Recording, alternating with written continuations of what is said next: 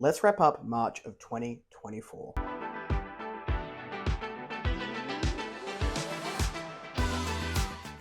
Hello everyone, welcome back to A Fictional Escapist. My name is Kris, and today's video is the March reading wrap-up of 2024.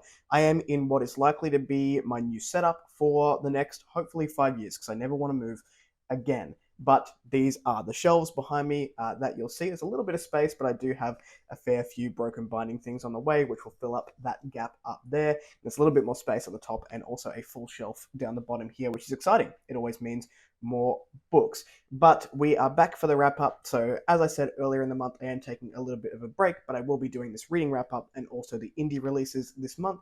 And then we'll come back to our normal scheduling of 2 videos a week come into May. So in the month of March, actually, before we get into that, make sure you check in the description box down below to links to my social media and Discord should you want to come along for the ride. Now, in the month of March, I read a total of 8 things. That was 6 books, 1 arc, and also 1 beta read, which we will get to. The first thing that I read was The Blood Curse. This is by Jessica A. McMinn and the follow-up to The Ruptured Sky. Now, I don't have a copy of The Blood Curse just yet. I read this one on an e-arc. I do have a copy coming in the mail, hopefully sometime soon. So, this was the second installment of The Gardens of War and Wasteland, which is a really cool series name, and I had a blast with it because it is a book 2. I can't go too in depth with a full review, but just know I had a really good time. We are following the events after book 1. Our group sort of splits up a little bit and needs to find their own, and this book is bigger in terms of magic, character development, and world building, and there's a lot more spice in this one. So if you are someone who likes a little bit of queer spice in your books, then this is definitely a queer normative world, and we also have some asexual representation, which was really fun to discover. The next thing I read in the month of March was an audiobook, and I read this with a friend of mine, and that was The Shadowgate by L.L. McCrae. This is the carry-on from The Iron Crown, and this is such a good series continuation. I had so much fun with it. L.L. McCrae just stuns in the way that she can captivate me with her words. It's so easy to read. The epic and high fantasy is here, and again, it's a book 2, so I can't go too much into it. But we are following the events of book 1, The Iron Crown, and we're sort of trying to follow Fenn as he uncovers more of the mystery of why his memories are gone. And again, there's more magic. There's a lot of Easter eggs in this one, so if you've read The Citron Key, you are going to love this book. And if you haven't read The Citron Key, but you've read the first 2 books in this series, which I think is a Dragon Spirit series, yep, you're going to have a great time with that. I would highly recommend reading that novella either before or after, because it does sort of open up this book a whole lot. And I just love the characters in this book. I am not a character guy personally, but it's not I say that, but I think I'm becoming more of a character guy anyway. It's not the first thing I look for. I first look for sort of plot, but you can't help but fall in love with L.L. McCrae's characters in this series. The next thing I picked up was a total mood read. I've been leaning into that mood reading chaos in 2024 as my life sort of has been a little bit chaotic, and I ended up picking up The Midnight Kingdom by Tara Sim. This is the follow-up to The City of Dusk. You can probably tell I've been in a bit of a sequel mood to start cracking on with some series that I have to try and get up to date, and this was no exception. I loved the cover, I really enjoyed City of Dusk, and when I saw it in a bookstore and I had a little bit of extra money, I picked it up, and I thought, hey, well, the time is now. May as well just jump into that.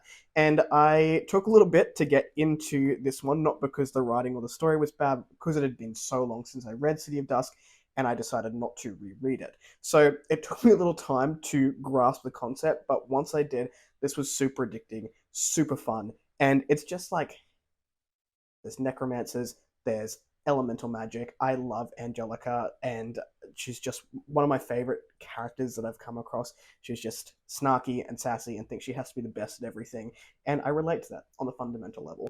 The other characters in here are also a lot of fun, except for Nicholas, because every time his chapter came up, I was like, why do we have to spend more time with this guy? But that's me personally.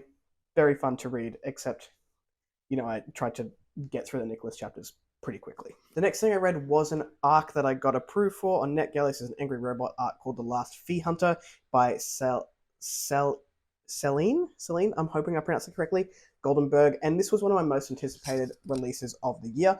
This one honestly fell a little bit short for me personally, mainly because of the sexual content involved, which I didn't really enjoy or think was overly necessary to the story, but the concept is super cool. I think I ended on this one at about a 3.5.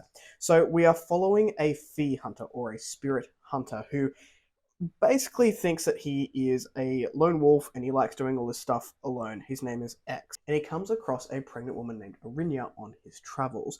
She basically asks for his help and he goes, well, I'm here, I may as well help. And then their stories sort of intertwine. The mythology behind this and the fee and the description was really cool. This is a Thai-inspired fantasy.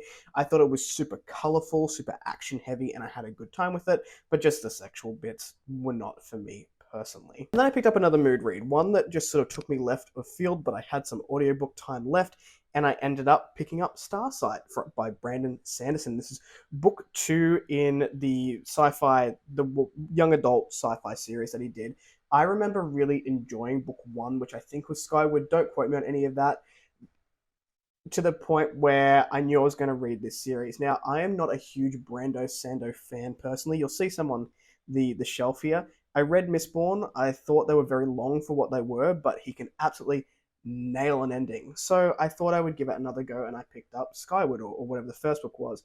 Ended up having such a good time with it. It was what my brain needed at the moment, and I thought maybe I could do that again with Starsight. And it did.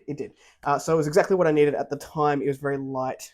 We are still following our pilot Spencer, who goes on to a mission to try and gather intel about hyperjumping. And again, this is a book 2, so I want to keep that as vague as possible. Spencer is just a charming young character who is very confident in her own abilities. And then we have Mbot and Doomslug and a couple of other people on the way. And it was just charming and delightful. And the narration by Sophie, I can't remember the last name, but I'll put it on the screen here, is just fantastic. One of my favorite narrators that I've come to learn. Very comforting voice as well. And then I picked up an arc that I had by a new author. This is a debut by Moshe Winter. This is Born in Fury. This is a really exciting debut. I had a great time with it. I gave this one a 3.5 as well. This one is a multi-POV tale who follows 2 groups that center on 2 characters, I would argue, being Yue and Rizu. These are 2 young people who have lost everything that they hold dear to the Imperials. Love, family, and life have been ripped from their grasp by the powers that would see them all burn. These 2 characters come together in such a beautiful way, and we have 2 very separate storylines that then sort of come together and become something more. It's got a couple of those cool fantasy tropes that we love to see here, but focusing very strongly on that found family vibe.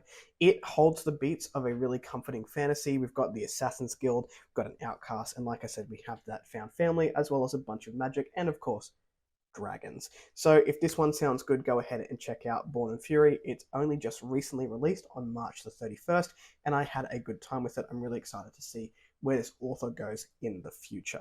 And the second to last thing that I will mention was a reread of Zamil Akhtar's Gunmetal Gods. Now, when I read this initially, I think I gave it a 3.5, and I really didn't like some parts of it, which was mainly the character Micah, the metal, which holds about 50% of this book, and there was one like sexual scene which I just weirded me out a little bit too much. I remember almost DNFing it the first time because of that scene, but I'm really glad I gave this another shot.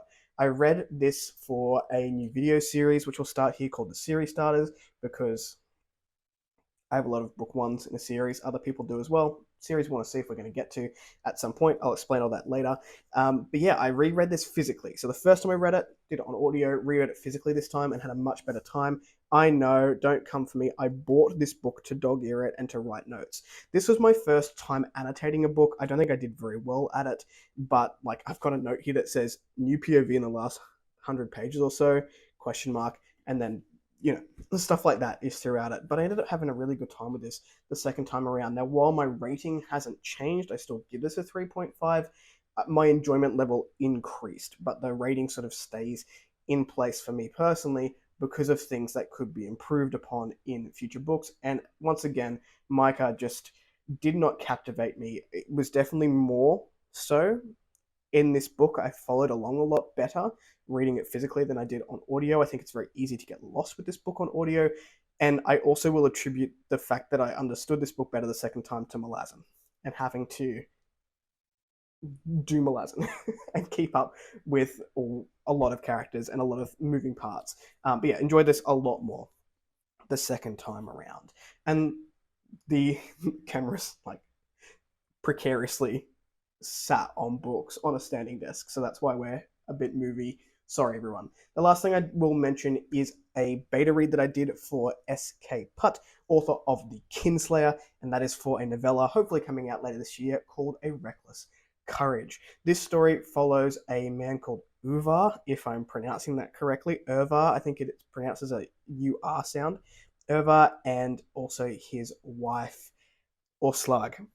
I probably pronounced that incorrectly. I'm so sorry, Stu, if you watch this. And we're sort of seeing this man who has taken to drink and violence sort of go through a different part of his life, and then an event happens that will rip him from the comforts that he has had and put him straight back into the battle. This is once again a Norse-inspired fantasy because my boy Stu loves a bit of Norse, and it was again a lot of fun. Very easy to read. I find Stu's prose very easy to read, and it was a great beta experience, and I'm looking forward to other people having that in their world. So, those were the things that I read in the month of March. What did you pick up? What do you think of the new setup? I know, there could be more books. I understand that. I will work on it. However, I'm very poor at the moment. But let me know what your favorite read was. If you like this content, give one of those. If you want to see more of it, click subscribe at your will, and I will catch you in the next video.